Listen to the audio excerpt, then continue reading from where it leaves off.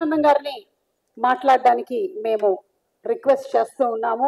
బ్రహ్మానందం గారు మీకు ఒక ఇంగ్లీష్ లో ఒక మాట ఉంది, అదేంటంటే you can criticize an old man because you know what he is. Don't criticize an young man because you don't know what he will be అని. వావ్ కాబట్టి తర్వాత వీళ్ళు ఎలా అవుతారో ఏంటో తెలియదు.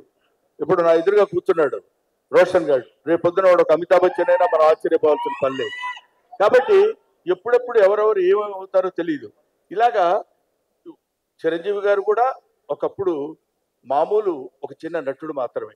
ఆ తర్వాత ఎవరి స్టార్స్ ఎలా ఉన్నాయో, ఎవరి గొప్పతనం ఎలా ఉందో, ఎవరి టాలెంట్ ఎలా ఉందో, ఎవరి డెస్టినీ ఎలా ఉందో అలా మనం దాన్ని మలుచుకుని మన కష్టం మనం చేసుకుంటూ వెళ్ళిపోతే ఎప్పటికైనా సరే నీళ్లు పడక మానవు.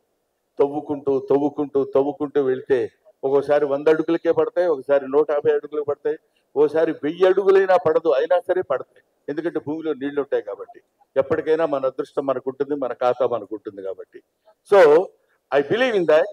ముఖ్యంగా ఇతను నాకు ఫోన్ చేసి